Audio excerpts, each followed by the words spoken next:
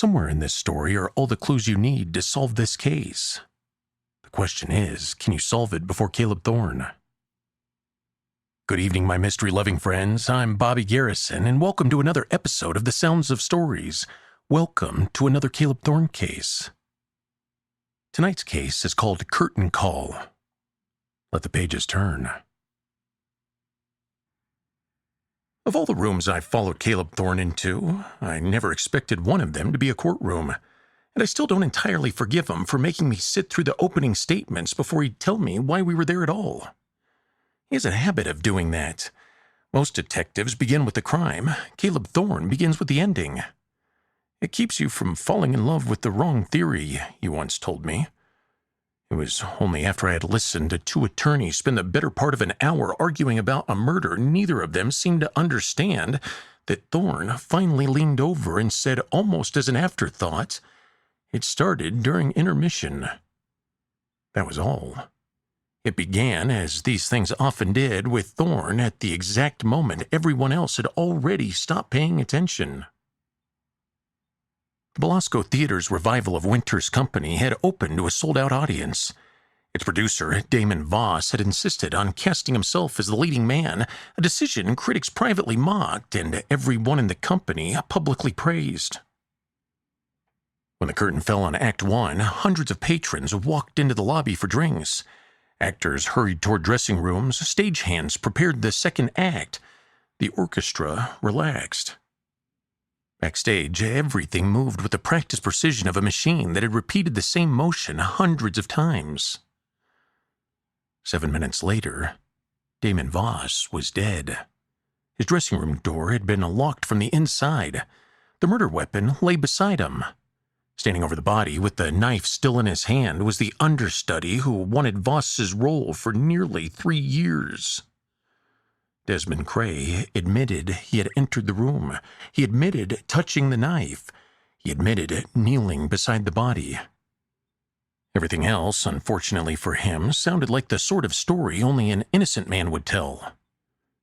He said he had gone to beg Voss to release him from his contract so he could accept a role elsewhere. He said the room had been dark. He said he believed Voss had collapsed. He said he picked up the knife without thinking. He said a great many things. None of them were unreasonable. None of them were believable. The district attorney called it the simplest murder case he'd ever prosecuted. The newspapers agreed. The defense did not. It was 3 weeks after that Caleb Thorne received a visitor. Her name was Priya Bhatt. She was younger than I expected, dressed with the practical neatness of someone who measured every hour of her day and looked as though she'd spent the previous month sleeping in her office. "I've run out of options," she said simply. "I've heard that before," Thorne replied, "but usually from guilty people." She smiled despite herself. "I honestly don't know whether my client is innocent." "Good," Thorne said. "I dislike certainty before evidence." Instead of asking about Damon Voss or Desmond Cray, Thorne surprised her with a completely different question. "Describe backstage." She blinked. "I'm sorry?" "The movement during a performance. Who walks where? Which corridors stay busy? Which one's empty? What happens during intermission that doesn't happen during the rest of the show?" Priya frowned. "You want to know about foot traffic?" "I want to know," Thorne said, "how a building breathes." She spent the next 15 minutes sketching the theater from memory. Actors moved one direction, crew another. Visitors weren't permitted backstage. Dressers crossed between wings. The stage manager rarely left her control booth. Everything had a rhythm. Everything had a schedule. Everything repeated. When she finished, Thorne finally asked his second question. "What system runs the theater?" "The entire production?" "Everything. The building was renovated 2 years ago." She slid a packet across his desk. "It's basically a smart theater now." And what she meant was lighting, sound, electronic access control, digital cue management, wireless communications, RFID tracking for major props, environmental controls, Even the backstage doors recorded every badge swipe. "The production software logs everything," Priya said. "Lighting cues, audio cues, stage door access, manual overrides. If someone changes something, the system knows." Thorne turned another page without looking up. "And everyone trusts it?" She nodded. "Completely." For the first time that morning, I saw him smile. "Excellent." He closed the folder.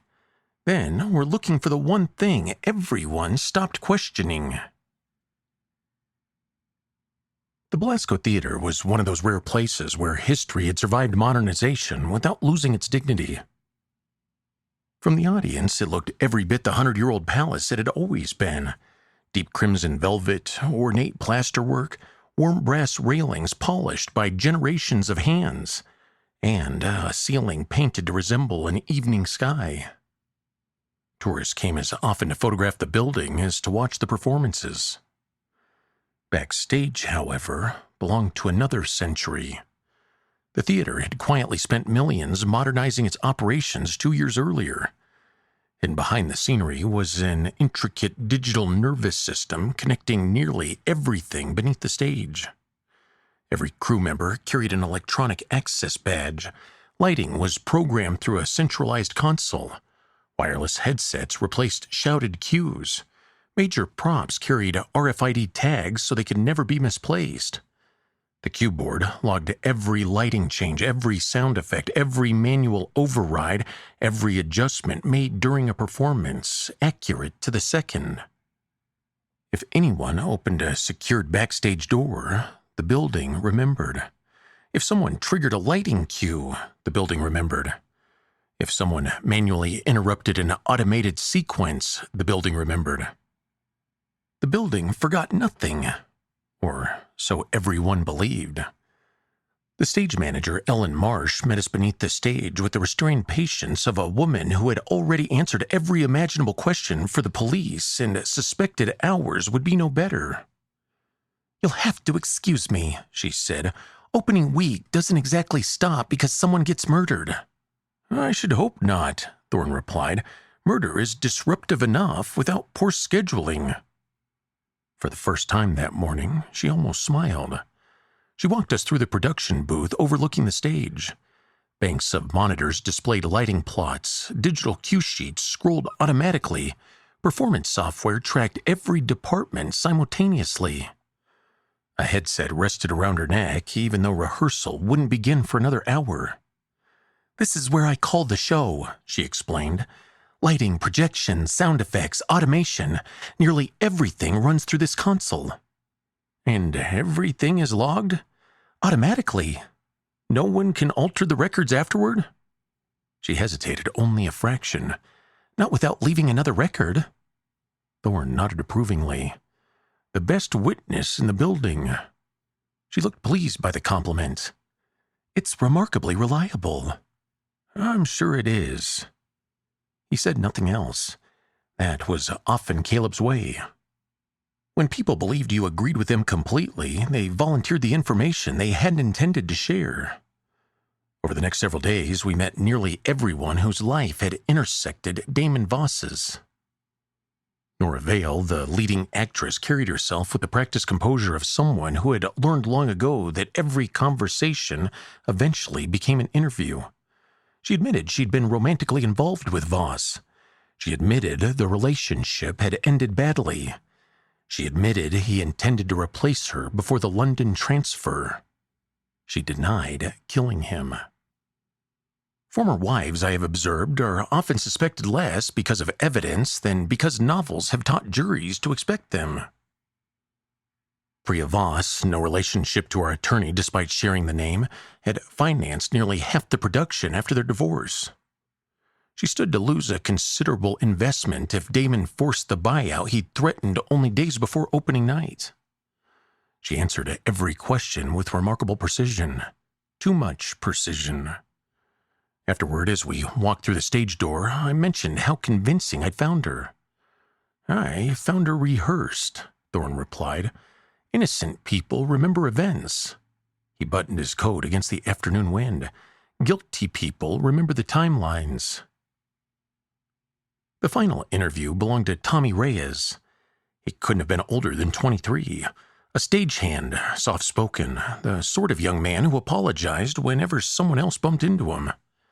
Most of his job consisted of moving scenery quick enough that the audience never realized it had happened.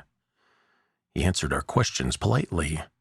Nothing about his story distinguished itself from anyone else's until, almost absent-mindedly, he mentioned Damon Voss's reading glasses. "He never folded them," Tommy said. "Pardon?" "His glasses," Tommy shrugged. "He always hooked them in the collar of his shirt, every single day." "Always?" "The crew used to joke he'd lose an eye before he'd lose that habit." He laughed quietly. "I don't know why I remember that." Neither did I. It seemed like the sort of tiny observation people carry for years without ever discovering why they'd bothered to remember it at all. Thorne thanked him. As we left, he made no mention of the glasses. Instead, he stopped in the hallway outside the dressing rooms and simply watched. Actors passed, crew members crossed and practiced rhythms. Electricians climbed ladders, dressers hurried between rooms. Nobody paid us the slightest attention. After nearly 5 silent minutes, I finally asked what we were waiting for. "We aren't waiting." His eyes never left the corridor. "We're listening." "To what?" "The building." I must have looked confused. He smiled. "Every system develops habits, Ashby." He watched another stagehand disappear around the corner. "The question is whether we're investigating the people," he looked toward the maze of backstage corridors stretching beneath the theater, "or the habits they've stopped noticing." The first real crack in the case didn't appear in a witness statement. It appeared in a spreadsheet. And not the sort most people imagine when they hear the word. There were no budgets or payroll records. This was simply an export from the theater's production system. A chronologically ordered log of every event the building considered important enough to remember. Every lighting cue, sound cue, badge swipe, manual override, system notification. Thousands of different entries. I looked at it for perhaps 10 minutes before deciding that whoever had designed modern theater software clearly hated detectives. Thorne spent nearly 4 hours saying almost nothing. He read the log once from beginning to end. Then, again. Then he ignored the timestamps entirely and began reading only the descriptions. Then he ignored the descriptions and read only the timestamps. Finally, he laid the pages across Bat's conference table in complete silence. "I think your building's been telling the truth," he said. Bat looked relieved. "That's good." "It is." He tapped one narrow stretch of the printout. "But people have been asking it the wrong questions." According to the medical examiner, Damon Voss had died sometime during the closing minutes of the first act. Police had naturally assumed Ellen Marsh couldn't possibly have left her booth. After all, she was calling cues continuously. The log proved it, or at least seemed to. Thorne highlighted one section with his pencil. "Tell me what happens here." Bat leaned over the page. "Nothing." "Exactly." Between the second-to-last lighting cue and the blackout ending Act 1 lay 6 minutes and 40 seconds. No lighting adjustments, sound cues, scenery automations, nothing requiring Ellen Marsh's hands. The production software wasn't proving where she was. It was merely proving the system hadn't needed her. "The sequence runs automatically," Bat said slowly. "Well, it has to," Thorne replied. "The actors are carrying the final dialogue. There's nothing technical happening." So everyone assumed the log accounted for Ellen. "It doesn't?" He folded his arms. "It only accounts for the show." The distinction landed heavily. The police had mistaken documentation for observation. The software remembered what the building was doing, not necessarily what its people were doing. The following Monday, when the theater stood dark between performances, Thorne requested permission to test a theory. Bat arranged it. Ellen reluctantly agreed. I stood inside the production booth with a stopwatch. Bat's investigator waited below. The route began beside Ellen's console. It went down narrow metal staircases, through the crossover corridor beneath the stage, past the prop storage rooms, up another stairwell, into Voss's dressing room, touched the dressing table, returned by the same route. No running, no shortcuts.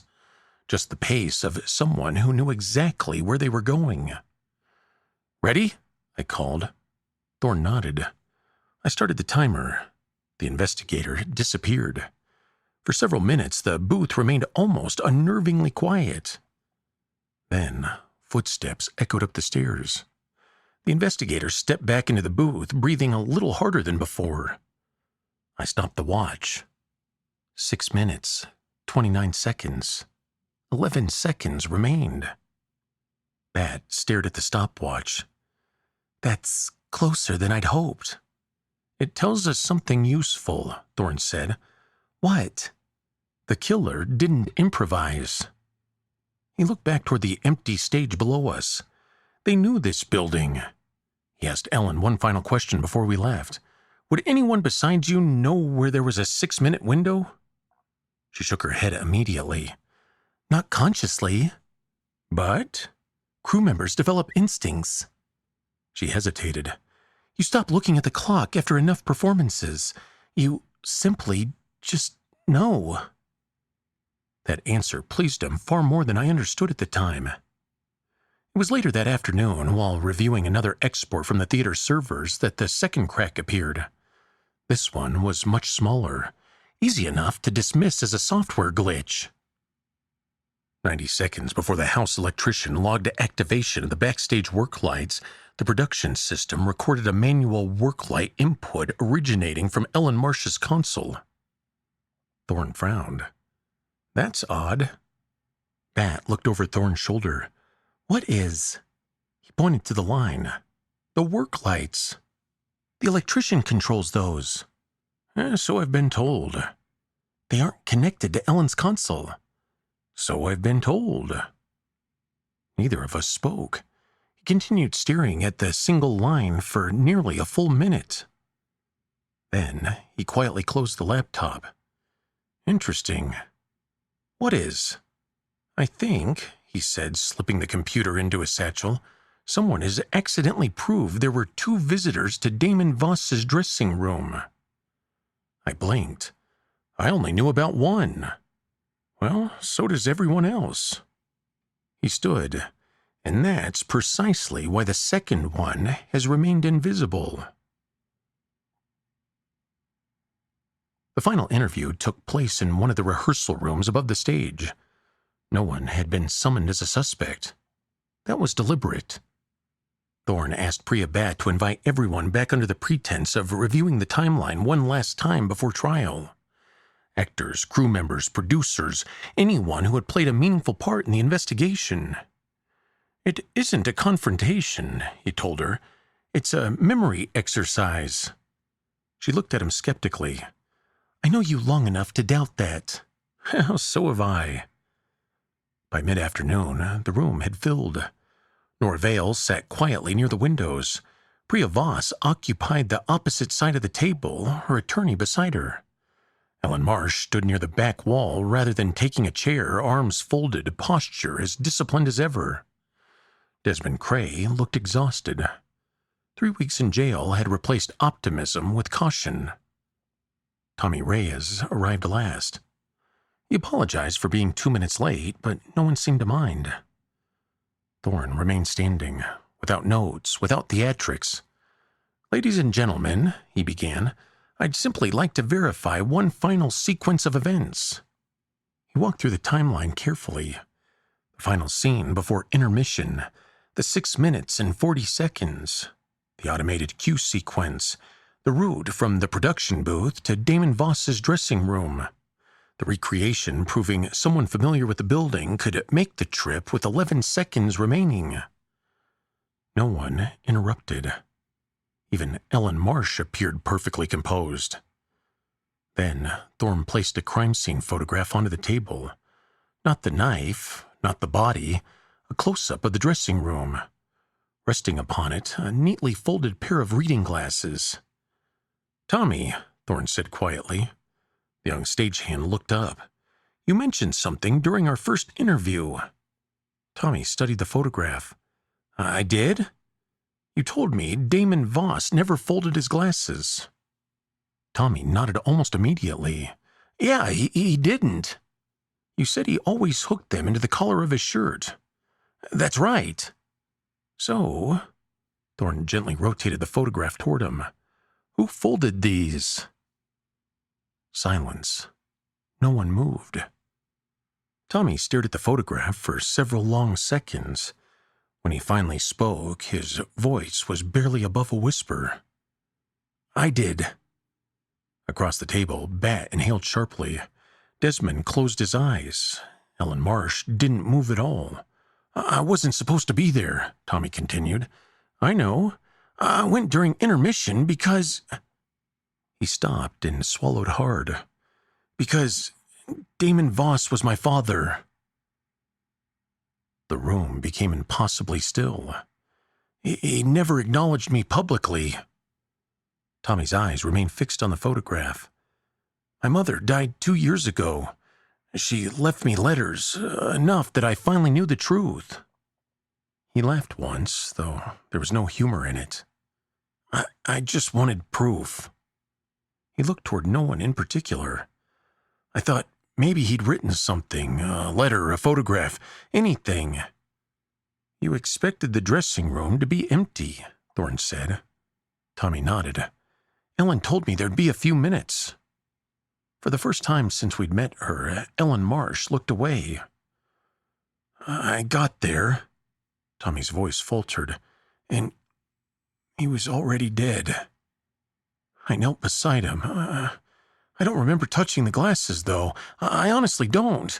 My mother was always telling me to fold mine before putting them away." He rubbed his hands together unconsciously. "I think I did it. And then I heard footsteps. I panicked. I left." "Why didn't you tell anyone?" Tommy gave a tired smile.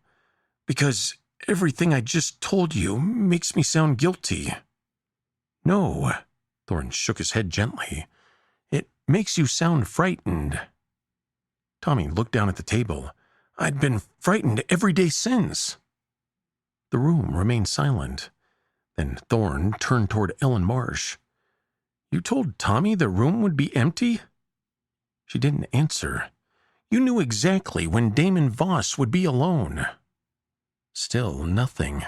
"You also knew," Thorne continued, "that your production schedule contained 6 minutes and 40 seconds during which everyone believed you were occupied." Her expression remained controlled. Almost. Thorne reached into a satchel and removed a printed copy of the production log. "When we first met," he said, "you told me something."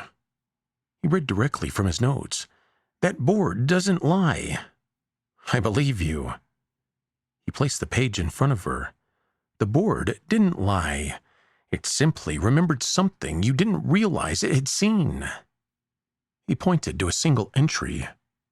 "Someone triggered the backstage work lights from your console 90 seconds before the electrician activated them." "That should have been impossible." "Well, it was. So I asked myself, who benefits from an impossible event?" No one spoke. "The answer wasn't the murder, it was the witness." He looked back toward Tommy. "You accidentally brushed the work light controls while leaving. But you never realized you'd done it. You thought you'd left nothing behind. But computers remember tiny mistakes better than people do." Tommy stared at him. "I hit the switch? I believe you brushed it. I don't even remember." "Exactly." Thorne slowly turned back to Ellen Marsh. "The murder of Tommy's visit happened inside the same 6 minutes. Everyone assumed they were the same event." He folded his hands. "They weren't. There were two people in Damon Voss's dressing room. Only one of them intended to kill him. For the first time since the investigation began, Ellen Marsh's composure cracked, only slightly, but Caleb Thorne had been waiting weeks for exactly that. The trial began 6 weeks later. By then, the state had quietly dismissed every charge against Desmond Cray. No press conference, no apology, just a short filing acknowledging that new evidence had fundamentally altered the case. Cray walked out of custody with little more than the clothes he'd been arrested in. The law, Thorne observed as we entered the courthouse that first morning, is remarkably efficient at correcting its paperwork. And correcting its mistakes? I asked. He looked toward the courtroom doors. Considerably less so. This time it was Ellen Marsh seated behind the defense. The woman who had spent years orchestrating every performance in the building now found herself unable to control the one unfolding around her. The prosecution built its case methodically. First came the finances. The forensic accountants explained how nearly 2 seasons' worth of box office receipts had been diverted through a web of small adjustments too insignificant to attract attention individually, yet substantial when viewed together. Damon Voss had discovered the discrepancies. An independent audit had been scheduled for the Monday following opening night.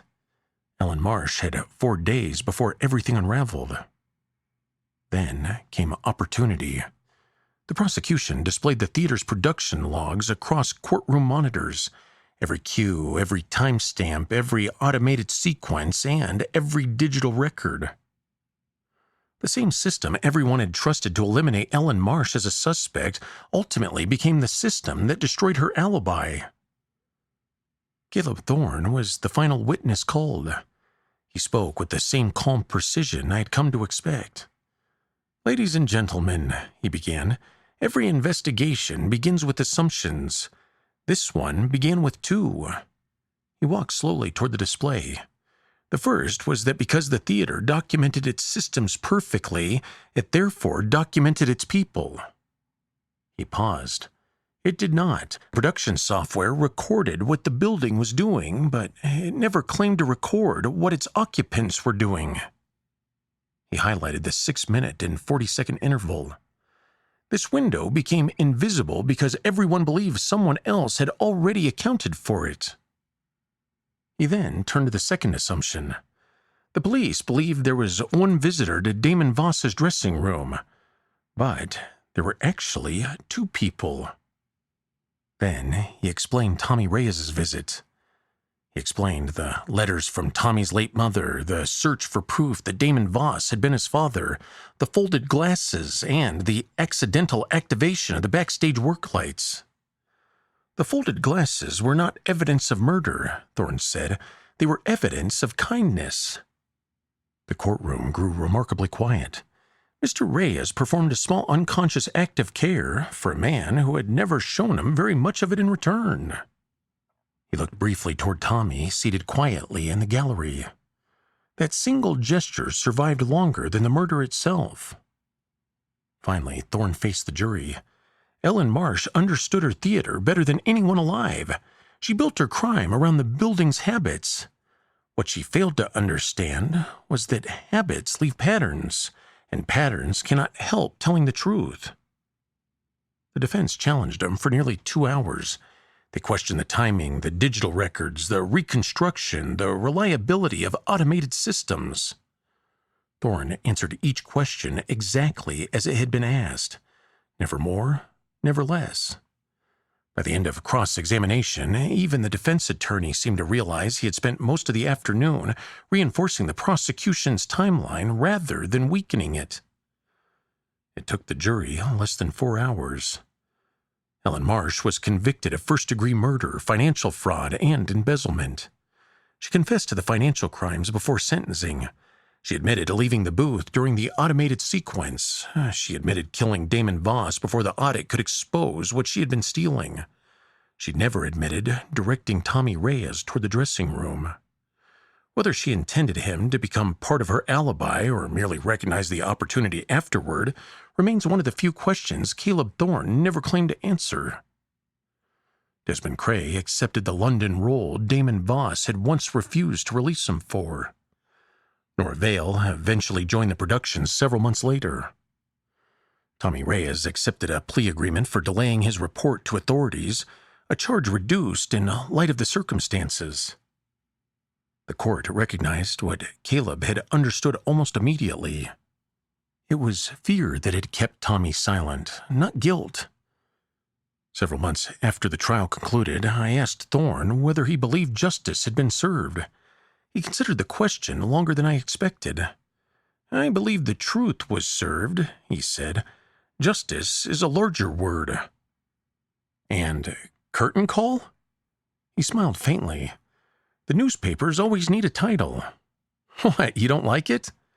"A curtain call," he said, "is when people step onto a stage to receive applause for what they've done." He looked out of the office window for a long moment. No one in this case wanted credit for anything. I have searched since then for a better title for this file, and I've never found one.